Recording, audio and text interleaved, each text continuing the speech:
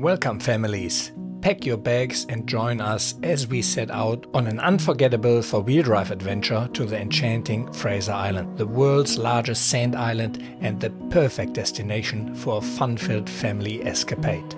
In these family-focused travel series, we navigate through ancient rainforest, tranquil lakes and endless stretches of pristine sandy beaches. So lean back, strap yourself in and enjoy part 2 of this incredible adventure.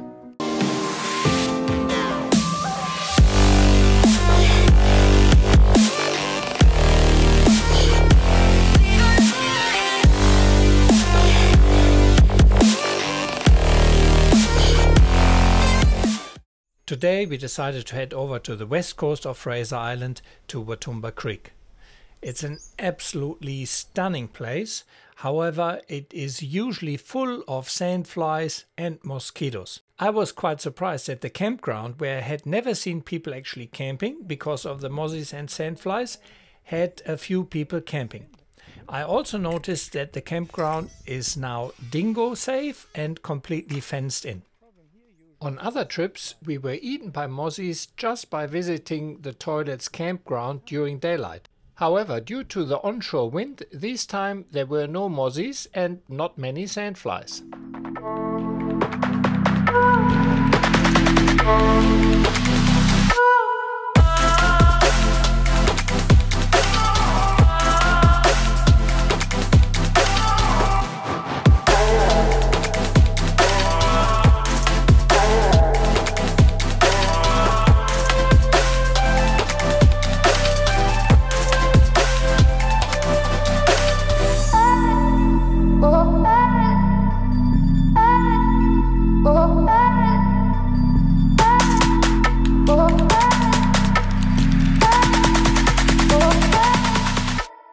For good reason, you are not allowed to drive south on Watumba Beach. This is all organic matter and a lot of cars have been lost because they drive on top of these organic matter, sink in and are pretty much unrecoverable unless you have heavy equipment. He's big, huh?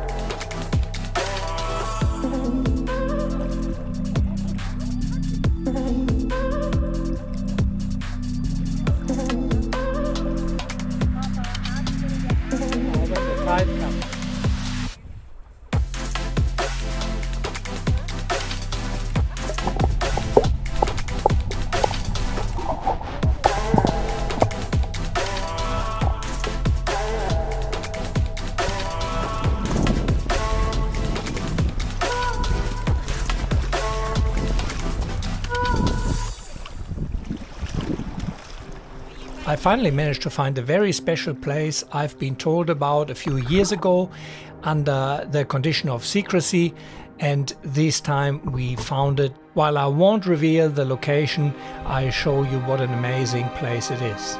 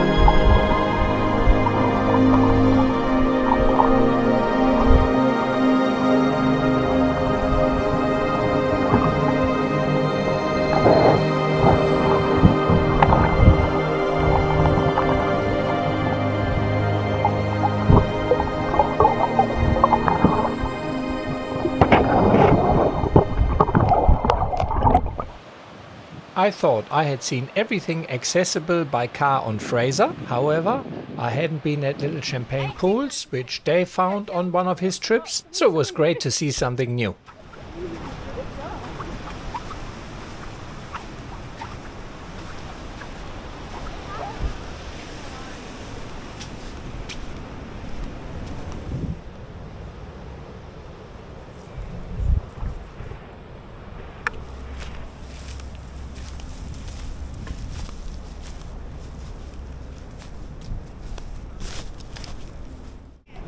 So that's a little hidden second Champagne Pools.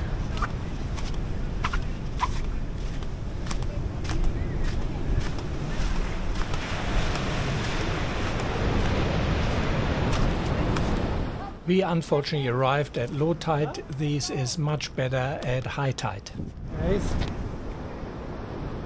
The ladies thought to go for a dip at the beach there, but we saw two big sharks swimming past just 30 meters offshore, so that stifled the swimming. Okay, yeah. I think it's the only no.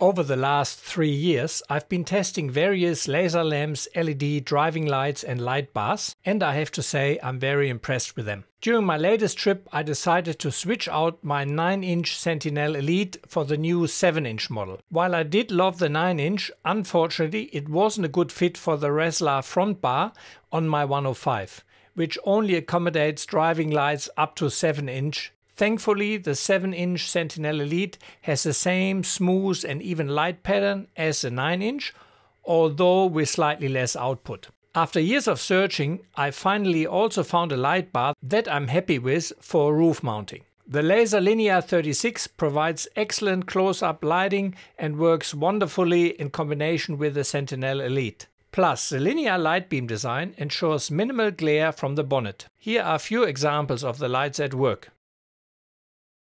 When I first started using additional external driving lights, I was inexperienced and prioritized ones with high output that could shine the farthest. I tested quite a few, including the Firelight Nemesis.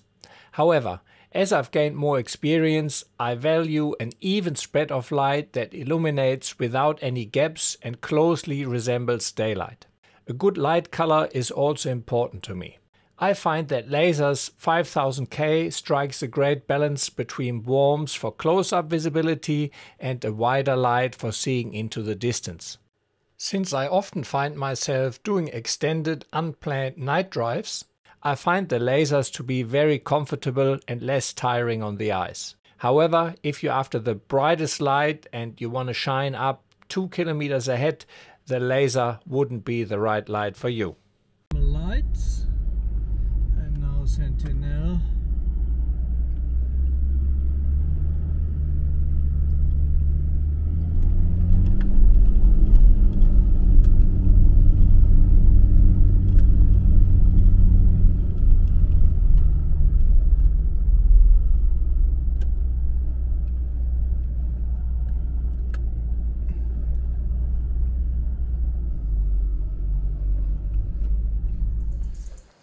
Waddy Point is one of the very few places where you are allowed to have a fire in the fire rings on Fraser Island.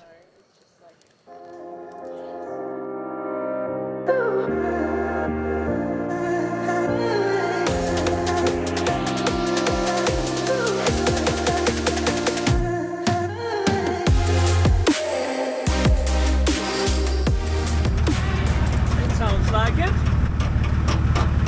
What is it? I've just disconnected the link.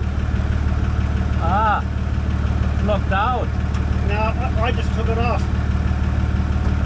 But I think Sounds fairly similar though. yeah, I think that's what it is. But it seems to come and go. Like coming down that hill, it was nothing.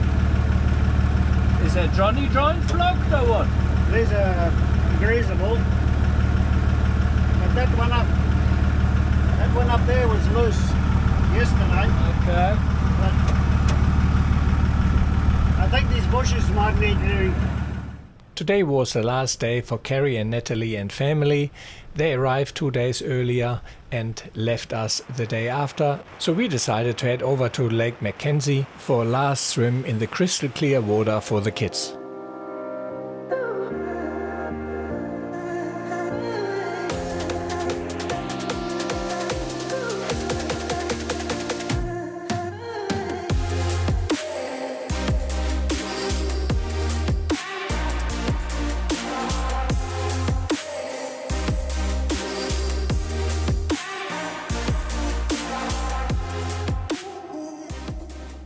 On the way to Lake Mackenzie, we stopped at the iconic Maheno Wreck to take a few pictures.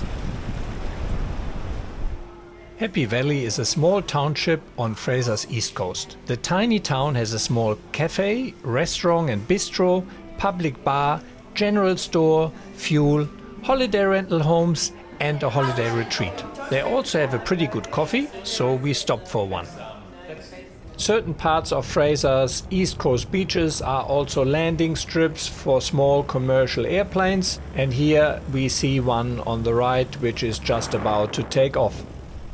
Lake Mackenzie is renowned for its clear azure blue waters and pristine white sandy beaches, which make it a popular destination. Lake Mackenzie is perched, meaning that it sits on top of the sand dune rather than being fed by streams or rivers. The sand acts as a natural filter, keeping the water crystal clear and free of tannins, making it perfect for swimming and snorkeling. The lake is also surrounded by dense forests of eucalyptus trees and other vegetation, adding to its absolute natural beauty. Lake Mackenzie is up to 12 meters deep and because of the clear water can be very deceptive. You quite often much deeper down than you think and it takes longer to get back up for air.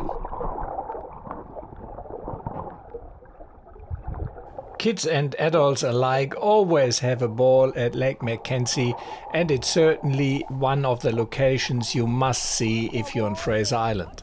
We only have 2.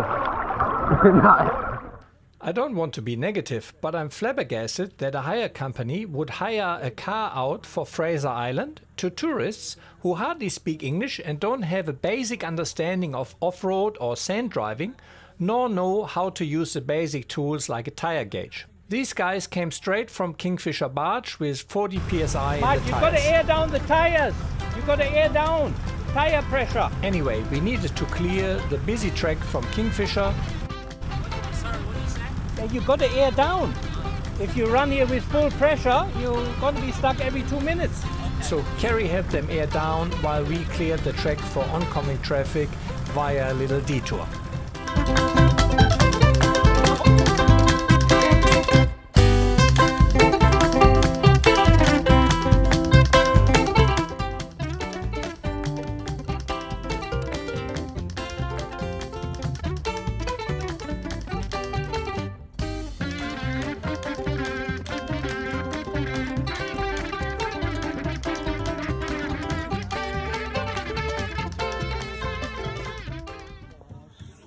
We had lunch at Kingfisher and then the kids spent some time around the pool there. On the way back we stopped at Eli Creek. By then the sun was nearly down, so it was pretty empty, and we went for a quick cold swim. Good.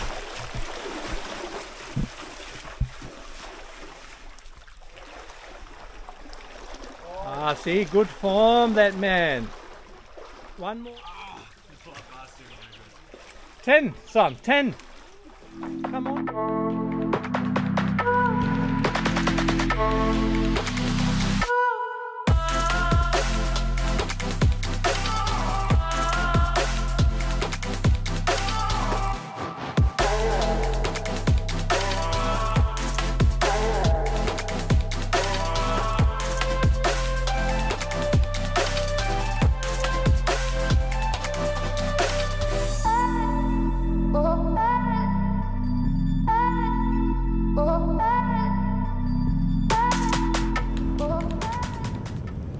Once we left Eli Creek and then flew the drone around the Maheno, it started to get dark, and this was again one of these unexpected night drives where I'm always happy that I have sufficient driving lights and good illumination.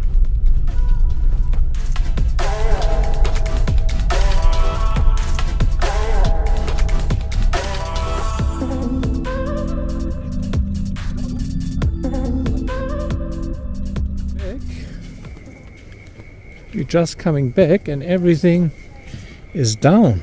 So our tarp has collapsed. It wasn't crazy good setup, to be honest, so we must have had quite a bit of wind here.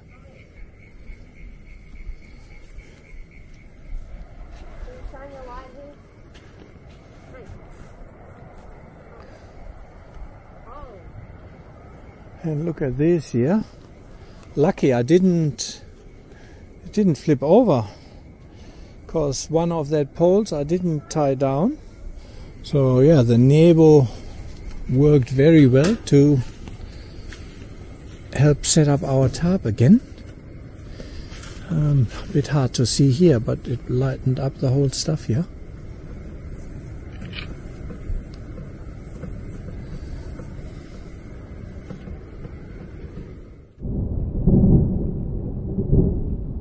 The storm which went through our camp then moved out to sea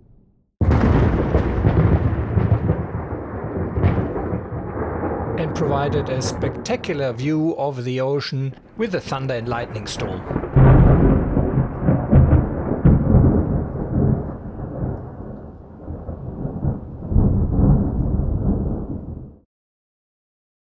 In this upcoming episode we will be taking on the challenging Ngala Rocks with the Y62 Patrol and the Land Cruiser 105.